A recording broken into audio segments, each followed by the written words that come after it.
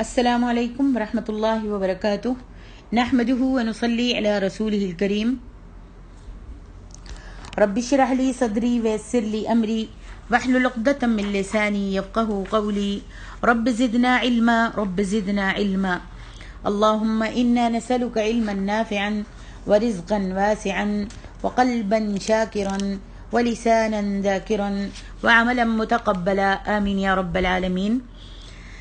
تفسیر سورۃ الزمر آیت نمبر 45 سے 53 تک۔ اعوذ باللہ من الشیطان الرجیم۔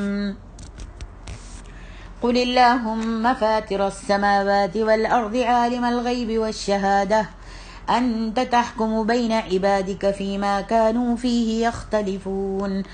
آپ کہیے، اے اللہ آسمانوں اور زمین کے پیدا کرنے والے، چھپے اور ظاہر کے جاننے والے، تو ہی اپنے بندوں کے درمیان ان باتوں کا فیصلہ کرے گا جن میں وہ اختلاف کیا کرتے تھے۔ وَلَوْ أَنَّ لِلَّذِينَ ظَلَمُوا مَا فِي الْأَرْضِ جَمِيعًا وَمِثْلَهُ مَعَهُ لَافْتَدَوْا بِهِ مِنْ سُوءِ الْعَذَابِ يَوْمَ الْقِيَامَةِ وَبَدَا لَهُم مِّنَ اللَّهِ مَا لَمْ يَكُونُوا يَحْتَسِبُونَ۔ اور اگر ان ظالموں کے پاس وہ سب کچھ موجود زمین میں ہے اور اس کے ساتھ اتنا ہی اور ہو تو وہ روز قیامت برے عذاب سے بچنے کے لیے اسے ضرور فدیے میں دے دیں، اور ان کے لیے اللہ کی طرف سے وہ عذاب ظاہر ہو جائے گا جس کا وہ گمان بھی نہیں کرتے تھے۔ اور وَبَدَا لَهُمْ سَيِّئَاتُ مَا كَسَبُوا وَحَاقَ بِهِمْ مَا كَانُوا بِهِ يَسْتَهْزِئُونَ۔ اور ان کے لیے ان کے عملوں کی برائیاں ظاہر ہو جائیں گی اور انہیں وہ عذاب گھیر لے گا جس کا وہ مذاق اڑایا کرتے تھے۔ جب اتنی موٹی موٹی باتوں میں بھی اختلاف اور جھگڑے ہونے لگیں اور اللہ کے وقار اور اس کی عظمت کا احساس تک نہ رہے اور ساری وفاداریاں اور نیاز مندیاں اللہ کے بجائے اللہ کے پیاروں کے لیے ہی وقف ہو کر رہ جائیں، تو اے اللہ اب تجھ سے فریاد ہے اور تیرا ہی حوصلہ ہے جو یہ سب کچھ برداشت کیے جاتا ہے۔ ایسے لوگوں کو مہلت دیے جاتا ہے اور ان کا فیصلہ قیامت کے دن پر ٹال رکھا ہے۔ جب کوئی شخص حق بات سننے کو تیار نہ ہو اور ناحق جھگڑا کرتا ہو تو ہر شخص کو یہ دعا پڑھنی چاہیے جو اللہ تعالیٰ نے اپنے پیغمبر کو سکھائی۔ قل اللہم فاطر السماوات والارض عالم الغیب والشہادۃ انت تحکم بین عبادک فیما کانوا فیہ یختلفون۔ امام مسلم نے اپنی صحیح میں ابو سلمہ بن عبد الرحمن سے روایت کیا ہے، انہوں نے کہا کہ میں نے حضرت عائشہ سے یہ پوچھا کہ نبی صلی اللہ علیہ وآلہ وسلم جب رات کو قیام فرماتے تو نماز کا افتتاح کس چیز کے ساتھ کیا کرتے تھے؟ انہوں نے جواب دیا کہ نبی صلی اللہ علیہ وسلم جب رات کو قیام کرتے تو اس دعا سے افتتاح فرمایا کرتے تھے: اللہم رب جبریل و میکائیل و اسرافیل فاطر السماوات والارض عالم الغیب والشہادہ انت تحکم بین عبادک فیما کانوا فیہ یختلفون اہدنی لما اختلف فیہ من الحق باذنک انک تہدی من تشاء الی صراط مستقیم۔ ہم سب کو بھی چاہیے کہ ہم اس دعا کو یاد کر لیں، اور جیسے نبی صلی اللہ علیہ وسلم رات کے قیام میں یعنی تہجد کی نماز میں جب اٹھتے تھے تو آپ اس کو پڑھا کرتے تھے۔ اللہ ہم سب کو توفیق عطا فرمائے۔ آگے ارشاد ربانی ہے: وَلَوْ أَنَّ لِلَّذِينَ ظَلَمُوا مَا فِي الْأَرْضِ جَمِيعًا وَمِثْلَهُ مَعَهُ۔ اس آیت میں ظالموں سے مراد یہی مشرک ہیں جو اللہ تعالیٰ کی صفات دوسروں میں بانٹتے پھرتے ہیں، پھر ایسی من گھڑت باتوں کا خوب پروپیگنڈا کرتے ہیں۔ اللہ اکیلے کی توحید بیان کی جائے تو سمجھتے ہیں کہ یہ در پردہ ہمارے اولیاء کی توہین کی جا رہی ہے۔ ایسے لوگوں کا قیامت کے دن یہ حشر ہوگا کہ اگر زمین و آسمان کے سب خزانے ان کے قبضے میں ہوں تو وہ بھی چاہیں گے کہ یہ سب کچھ دے دلا کر اس عذاب سے چھٹکارا حاصل کر لیں۔ جو ان کے ان گناہوں کے سلسلے میں ان کو لاحق ہوگا، لیکن یہ صورت بھی ناممکن ہوگی اور ان کو ان کے اپنے گناہوں کی سزا جو ہے وہ بھگتنا پڑے گی۔ یعنی کافر اور مشرک لوگ جو ہیں وہ چاہیں گے قیامت والے دن عذاب دیکھ کر چاہیں گے کہ دنیا جہان کی جتنی بھی زمین آسمان کے خزانے فدیہ میں دے کر اپنی جان کو چھڑا لیں، لیکن ان کی جان کو چھڑایا نہیں جائے گا۔ فرمایا وَبَدَا لَهُم من اللہ ما لم يكونوا يحتسبون وبدا لهم سیئات ما كسبوا وحاق بهم ما كانوا به يستهزئون۔ یعنی مشرکین اپنے معبودوں کی شان بڑھا چڑھا کر بیان کرتے تھے، جس کا نتیجہ یہ ہوتا تھا کہ اللہ تعالیٰ ان کے معبودوں کے مقابلے میں کچھ بھی نہیں۔ نعوذ باللہ۔ قیامت کے دن ان کو ٹھیک طرح سے یہ علم ہو جائے گا کہ ہر طرح کا اختیار اور قدرت صرف اللہ کے پاس ہے اور ان کے معبود بالکل بے بس ہیں۔ اس دن وہ اللہ کی شان میں گستاخیوں کے نتائج اپنی آنکھوں سے دیکھ لیں گے اور اللہ کے جس عذاب کا صرف اس لیے مذاق اڑایا کرتے تھے کہ روز قیامت روز آخرت کے ہی منکر تھے، وہی عذاب انہیں ہر طرف سے گھیرے میں لے لے گا۔ اللہم احفظنا۔ آگے ارشاد ربانی ہے فَإِذَا مَسَّ الْإِنسَانَ ضُرٌّ دَعَانَا ثُمَّ إِذَا خَوَّلْنَاهُ نِعْمَةً مِنَّا قَالَ إِنَّمَا أُوتِيتُهُ عَلَى عِلْمٍ بَلْ هِيَ فِتْنَةٌ وَلَكِنَّ أَكْثَرَهُمْ لَا يَعْلَمُونَ۔ پھر جب انسان کو کوئی تکلیف پہنچتی ہے تو وہ ہمیں پکارتا ہے، پھر جب ہم اپنی طرف سے اسے کوئی نعمت عطا کر دیتے ہیں تو وہ کہتا ہے بس مجھے تو یہ میرے علم کی بدولت دی گئی ہے، نہیں بلکہ وہ تو ایک آزمائش ہے، لیکن ان میں سے اکثر نہیں جانتے۔ قد قالها الذين من قبلهم فما أغنى عنهم ما كانوا يكسبون۔ تحقیق یہی بات ان لوگوں نے بھی کہی تھی جو ان سے پہلے ہوئے، پھر ان کے کام کچھ بھی نہ آیا جو وہ کماتے تھے۔ فأصابهم سيئات ما كسبوا والذين ظلموا من هؤلاء سيصيبهم سيئات ما كسبوا وما هم بمعجزين۔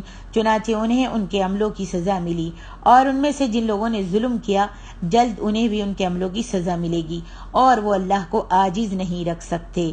اولم يعلموا ان اللہ يبسط الرزق لمن يشاء ويقدر ان فی ذلک لآیات لقوم یؤمنون۔ کیا انہیں معلوم نہیں کہ بے شک اللہ ہی جس کے لیے چاہے رزق کشادہ کرتا ہے اور تنگ کرتا ہے، بلا شبہ اس میں ان لوگوں کے لیے نشانیاں ہیں جو ایمان رکھتے ہیں۔ یہاں پر خوشحالی کے دور میں اپنے معبودوں کی شان بڑھاتے اور اللہ کی گھٹاتے ہیں، لیکن مصیبت جب ان پر پڑتی ہے تو پھر اللہ ہی کو پکارتے ہیں۔ یعنی کفار اور مشرکین ہمیشہ اپنے معبودوں کی شان بڑھاتے اور گھٹاتے ہیں، لیکن جب ان کے اوپر کوئی مصیبت آتی ہے تو پھر اللہ ہی کو پکارتے ہیں، اور جن معبودوں کی شان بڑھا چڑھا کر بیان کرتے ہیں مصیبت کے وقت وہ کام نہیں آتے۔ آگے ارشاد ربانی ہے ثم اذا خولناہ نعمتا منا۔ اس جملے کے 3 مطلب ہو سکتے ہیں۔ ایک یہ کہ جو مال و دولت کی فراوانی مجھے نصیب ہوئی ہے پہلے ہی اللہ کے علم میں تھی اور میرے مقدر میں لکھی ہوئی تھی، یعنی جب اس کو مال و دولت ملتا ہے تو وہ کیا کہتا ہے کہ یہ اللہ تعالیٰ کے علم میں تھی پہلے سے اور یہ میرے مقدر میں لکھی ہوئی تھی۔ دوسرا یہ کہ اللہ کو میری استعداد معلوم تھی اور قیاس چاہتا تھا کہ مجھے یہ مال و دولت ملنی چاہیے۔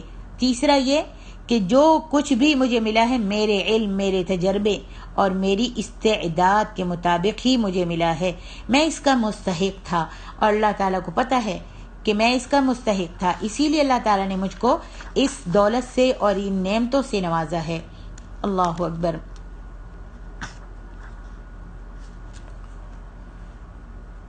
اللہ تعالیٰ فرماتے ہیں بل ہی فتنہ، وہ اس مال و دولت کو اور ان نعمتوں کو دیکھ کر خوش ہو رہا ہے، نہیں بلکہ بل ہی فتنہ، یہ اس کے لیے جو ہے دنیا دار الامتحان ہے، اور اس دنیا میں ہر انسان کی ہر حال میں آزمائش ہو رہی ہے اور ہر وقت ہو رہی ہے، اور جن چیزوں سے انسان کا امتحان ہو رہا ہے ان میں سے ایک نہایت اہم چیز مال و دولت کی فراوانی ہے۔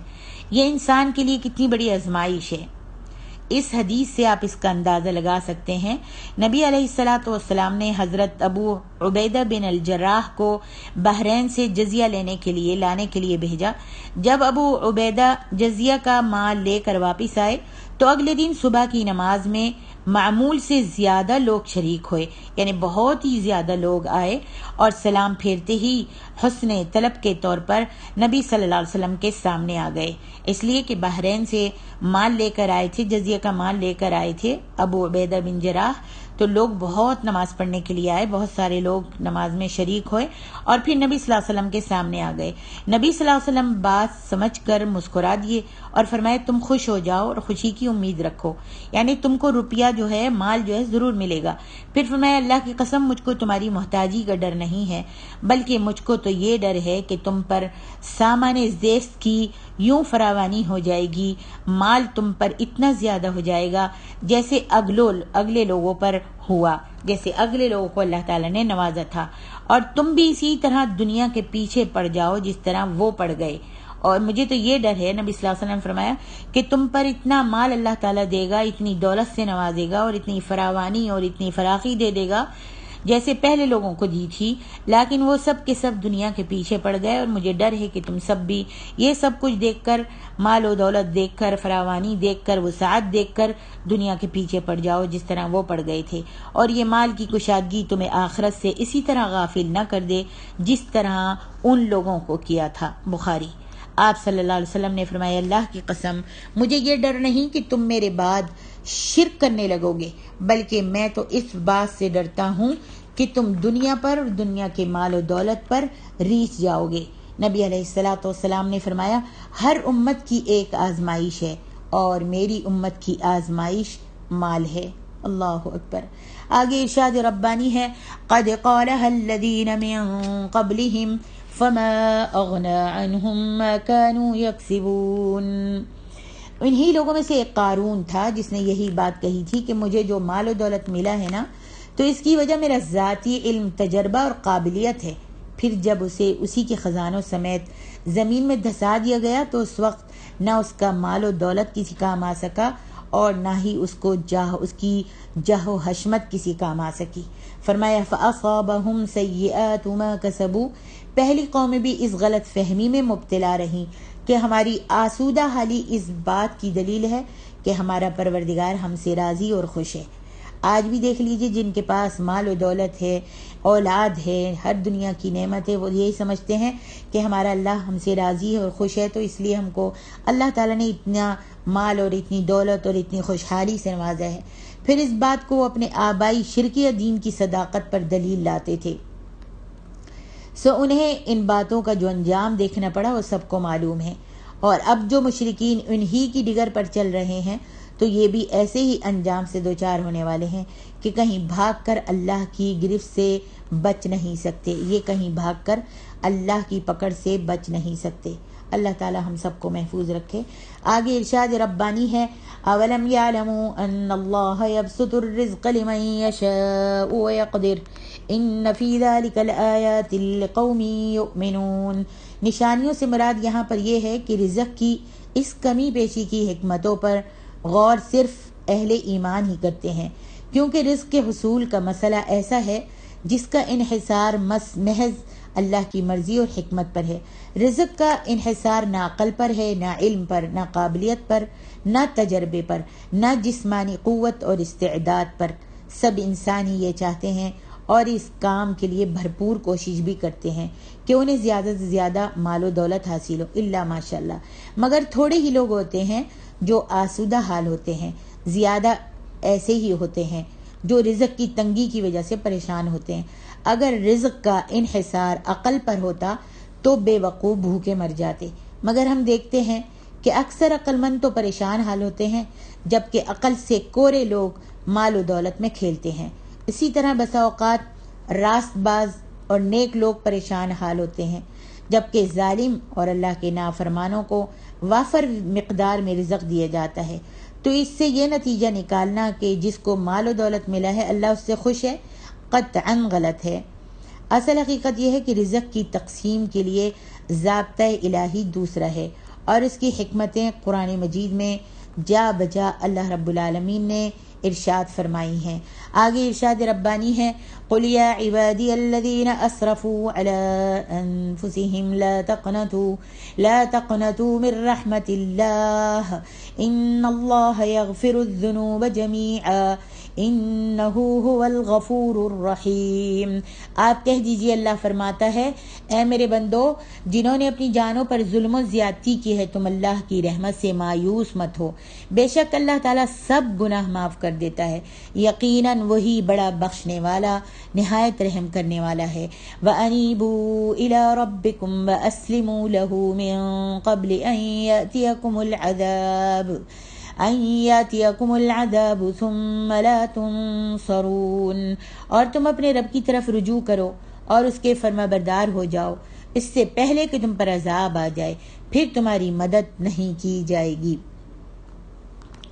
اس آیت کے انداز سے معلوم ہو رہا ہے کہ یہ کسی سوال کے جواب میں نازل ہوئی ہے، اور ان لوگوں کے لیے پیغام امید لے کر آئی ہے جو دور جاہلیت میں قتل، زنا، چوری، ڈاکے اور ایسے ہی سخت گناہوں میں غرق رہ چکے تھے۔ بہت ہی قتل کرتے تھے، زنا ان میں عام تھا، چوری بھی، ڈکیتی بھی ان میں عام تھی، سب گناہوں میں غرق ہو چکے تھے، اور اس بات سے وہ مایوس تھے کہ اسلام لانے کے بعد کبھی ہمارے گناہ معاف ہوں گے یا نہیں ہوں گے۔ تو اللہ تبارک و تعالی نے یہ آیت نازل فرمائی۔ حضرت ابن عباس رضی اللہ عنہ فرماتے ہیں کہ کچھ مشرکوں نے بہت خون کیے تھے اور بکثرت زنا کرتے رہے۔ وہ آپ صلی اللہ علیہ وسلم کے پاس آ کر کہنے لگے، آپ صلی اللہ علیہ وسلم جو کچھ کہتے ہیں اور جس دین کی طرف دعوت دیتے ہیں وہ اچھا ہے، کیا اچھا ہو اگر آپ ہمیں یہ بتا دیں کہ ہمارا اسلام لانا ہمارے گناہوں کا کفارہ ہو جائے گا۔ اس وقت اللہ تعالیٰ نے سورۃ فرقان کی یہ آیت والذین لا يدعون مع اللہ الہا آخر اس کے آخر تک، اور سورۃ زمر کی یہ آیت قل یا عبادی الذین اسرفوا آخر تک نازل فرمائی۔ بخاری کتاب التفسیر۔ آپ صلی اللہ علیہ وسلم نے فرمایا کہ اللہ تعالیٰ فرماتے ہیں، میرے بندو تم رات دن گناہ کرتے ہو اور میں تمام گناہ معاف کر دیتا ہوں، تم مجھ ہی سے مانگو میں معاف کر دوں گا۔ مسلم۔ اور مولانا عبد الرحمن کیلانی صاحب تیسیر القرآن میں فرماتے ہیں، اس آیت کی بعض لوگوں نے بہت عجیب سی تعویل کی ہے، یعنی اللہ تعالیٰ اپنے نبی سے کہہ رہا ہے کہ آپ لوگوں سے کہہ دیجئے، قل یعنی اے میرے نبی آپ لوگوں سے کہہ دیجئے کہ اے میرے بندو، یعنی بندے اللہ کے نہیں بلکہ رسول اللہ کے ہیں۔ یہاں پر اللہ تعالیٰ فرما رہا ہے قل اے میرے نبی آپ میرے بندوں سے کہہ دیجئے۔ تو کیلانی صاحب کہتے ہیں کہ بہت سے لوگوں نے اس کی عجیب تعویل کی ہے، یا کہ اے میرے بندو یعنی بندے اللہ کے نہیں بلکہ اللہ کے رسول کے ہیں۔ یہ تعویل دراصل تعویل نہیں بلکہ بدترین قسم کی تحریف ہے، کیونکہ یہ تعویل قرآن کی ساری تعلیم کے برخلاف ہے۔ نیز اس سے رسول اللہ صلی اللہ علیہ وسلم کی شان بڑھتی نہیں بلکہ ان پر سخت الزام آتا ہے۔ آپ اس لیے مبعوث ہوئے تھے کہ سب لوگوں کو دوسرے معبودوں کی بندگی سے ہٹا کر خالص اللہ کے بندے بنائیں، نہ یہ کہ اپنے ہی بندے بنانا شروع کر دیں۔ آپ صلی اللہ علیہ وسلم خود بھی اللہ کے بندے تھے، اور اس بندگی کا اقرار کرنے سے ہی ایک شخص اسلام میں داخل ہو سکتا ہے، اور اس بندگی کا اقرار ہم سب نمازوں میں کئی بار کرتے ہیں۔ اس تعویل کو دیکھ کر بے اختیار ڈاکٹر اقبال کے یہ شعر یاد آ جاتے ہیں جن کا ترجمہ ہے، میری طرف سے صوفی و ملا کو سلام ہو، صوفی و ملا کو مولویوں کو سلام ہو، جنہوں نے ہمیں اللہ کا پیغام پہنچایا، لیکن ان کی تعویل نے اللہ، جبریل اور رسول اللہ صلی اللہ علیہ وسلم سب کو حیرت میں ڈال دیا کہ ہم نے کیا کہا تھا اور ان لوگوں نے اس کا کیا مطلب لے لیا۔ واللہ اعلم۔